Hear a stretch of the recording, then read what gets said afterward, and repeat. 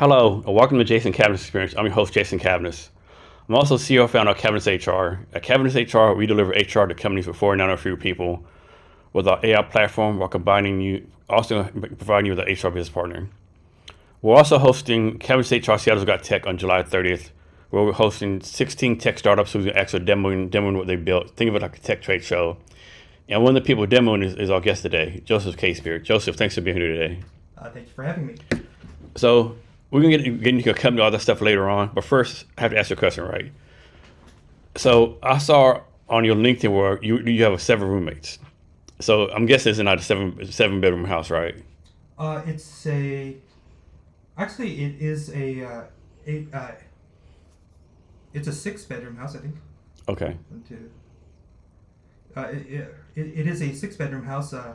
A couple of our roommates do have a bunk bed. So I'm still in my 20s.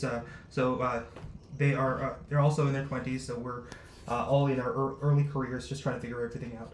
So my joke was gonna be like, y'all have a 3-bedroom house, or like y'all like sharing beds or something, right? Like how you making 7 people in 3 bedrooms, but if you have like 7 bedrooms, that's different. Yeah, or it's 4 bedrooms in the top floor, and then there's an in-law unit kind of in the back or back basement. So. And this is in Tacoma. This is in Tacoma. And so these people are like good friends of yours. There's random people you found somewhere. A couple of them are friends from high school, and a couple of them are friends of those people. Yeah. So I have less of a personal relationship with them, but we do get along as roommates. Yeah, that's one good thing about being in your 20s and not be tied down, no family, no kids. Like you can do stuff like that, right? Like you go all in, so to speak, right? Yes. So financially, it's very easy. Do I want to live in that situation for any longer? Probably not. Yeah, if you're 39 still living like that, something's wrong with your life, right? Yes. One day I want to have my own bathroom. Yeah, scoot up just a little bit. Scoot up just a little bit. Oh, it's good. Yeah. Man, and so all these people, they're all the entrepreneurs like you, are just like 7 different lifestyles, 7 different personalities, 7 different things they're doing with their life. 7 different lifestyles. We're all very different. Okay. And like whose house is the name is? I'm guessing there's not 7 leases. I guess one person is like the renter and they're subleasing or stuff. So in terms of leases, there's a main leasee, or leaser, I guess, in the top floors and in the in-law units. So for someone out there looking to do something like this, right? Can you tell them like the pros and cons of doing this? So I think in my situation, we're blessed to have a very, very nice and allowing landlord. So the pros are it's extremely affordable. So my rent plus utilities is about $660 per month, dividing a house between 8 different roommates. But the cons are mostly having a lack of space, having to be very, very organized amongst our roommates to make sure that the chores get done and things like that, and not necessarily getting the space we need to do things. So it's a little bit difficult to run a startup when I have to keep moving things around so I can sleep during the day or eat during the day or do other things. Yeah. So you have a very interesting background. So you actually were born in Luxembourg to Japanese parents? Yes. So my father was actually a field service engineer for Boeing. So he was sent out to work with different airlines to get them whatever they needed to fix and maintain their planes. And then you said, I think it says you lived in like 4 different countries. Yes. So I was born in Luxembourg. Then I moved to Morocco, and after Morocco, I moved to Nairobi, Kenya, and before coming here to the United States. And like, how long did you stay at each place? I lived in each place for about 3 years. 3 years. Which is very interesting. Do you pick up any languages or anything? So I did pick up one language. So I took or 2. So I was born in Luxembourg to Japanese American parents. So the rule was I spoke to my dad in English, my mother in Japanese, and I went to preschool in Luxembourg, and that was in French. and I continued the French education when I moved to Morocco because it's a former colony of France. And how old were you when you all moved back to the States? I was 8 years old. And that's the first time you was in the States at 8 years old? It's the first time I lived in the States. I had been here a couple times before because that was although I didn't live here, it was kind of home based. Okay. It's where my dad's mother lives. So we came to the States around every year for Christmas.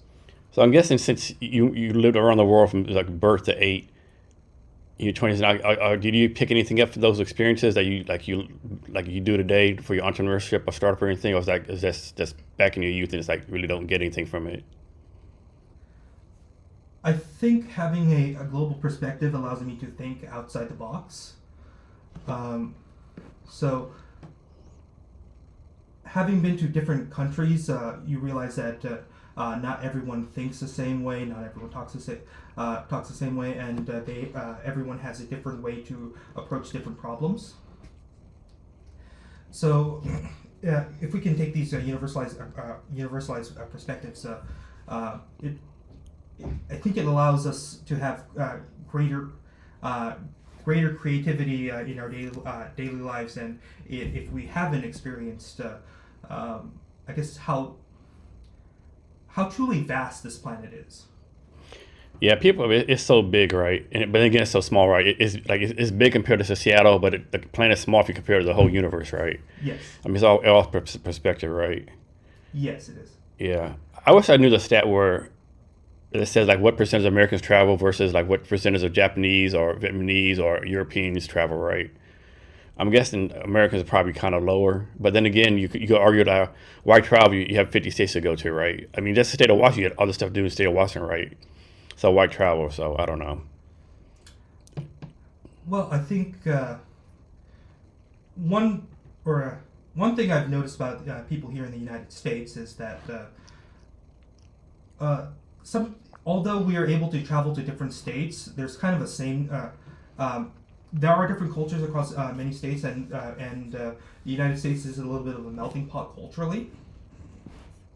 But because it's so vast and so huge, but it's still one country. So compared to Europeans, there's tends to be a lack of an awareness that other countries exist. I know people know that other countries exist, but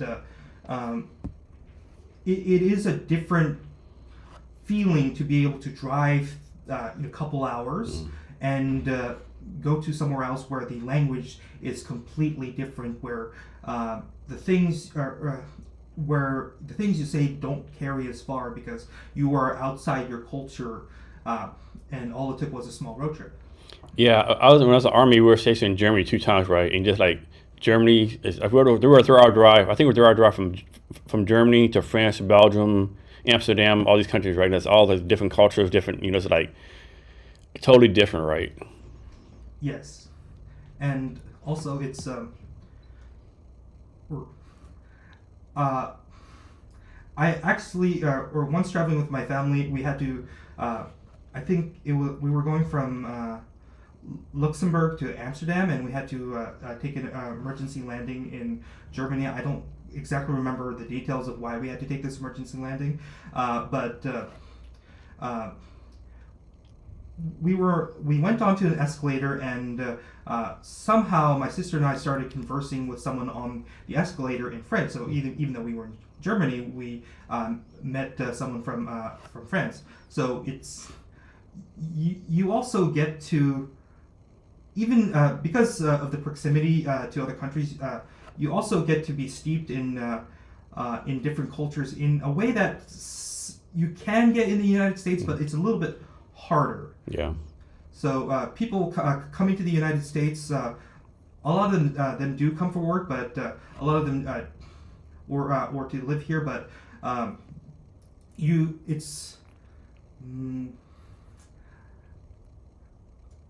don't know. It's not really it's when people come to the United States, because it's of the travel distance, is kind of a big hurdle. So you never meet people passing through more or less casually. Yeah, no, that's right. So on your bio it says Joseph, and you say your last name, Casebeer? Yes. Your bio says Joseph Casebeer is a computer engineer, an entrepreneur, and a tech journalist. Why use the word tech journalist?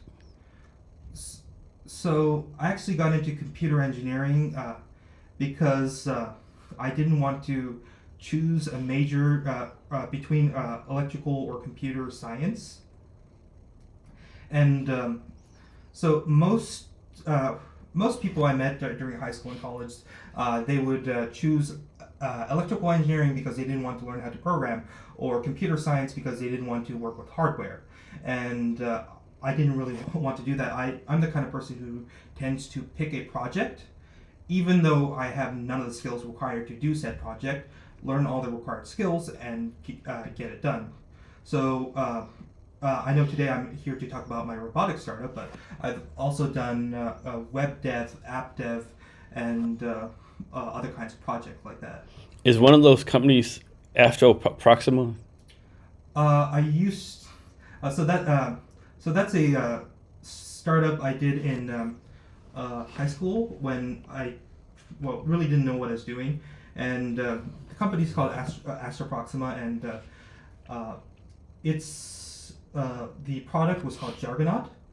And one problem I realize exists is that there are multilingual people in the world like me, and though I know 3 languages and I can speak in those languages when it comes to everyday conversations, I'm very fluent, but I learned terms relating to my career, so mathematics, technology, physics, and things like that, in English, but not those other languages. So if I try to speak about engineering in French or engineering in Japanese, it's just difficult for me because I don't have that vocabulary. So I created a startup where I programmed an app that was just a glossary of technical terms where you choose a couple languages and the topic that you want to learn the translations for, and it will just line them up for you so you can quickly scroll through. Definitions aren't important because you already know them. So you actually got your degree in computer science like in 2021, 2022? Specifically computer engineering. Computer engineering. So what's the difference between those two? So computer science is more relating to code and programming and algorithms. Computer engineering is an engineering degree, so we have to get the rigorous physics training. We have to take advanced math, so like Calc 3, Calc 4, differential equations, and we learn more about how the CPU works and digital circuits. So we do share a lot of classes with electrical engineers, and I think the last part that makes the last important distinction is what's called PID controllers, which is kind of algorithm that allows you to smoothly control a function based off of an input. So what's your take on this? So it's like, I'm kind of making this up, like, it's like 4 or 6 years ago, they told everyone going to college, hey, get a good coding degree, learn coding, computer science, computer engineering, right? All these jobs. The jobs aren't there no more, seems like, right? It's like, that this generation, I've kind of been lied to, right? 'Cause I know you've had a tough time with your job search, you document on LinkedIn or whatever. So what's your take on that? So I think the skill set is still going to be important, and we are in a transitionary period where we're trying to figure out our relationship with AI and the value of AI itself. So one thing I've heard scrolling through LinkedIn is that the value of AI might be a little bit overinflated, somewhat overinflated in general, but also overinflated in terms of companies are replacing their programmers. So one big complaint about vibe coding is that the people who do it might not necessarily be the best programmers themselves. So each time the AI like Copilot does something, it might accumulate inefficiencies or mistakes that the coder needs to be skilled enough to find. Yeah, like I'm not a coder, but that seems like vibe coding and can potentially build up a lot of tech debt. Yes. Yeah.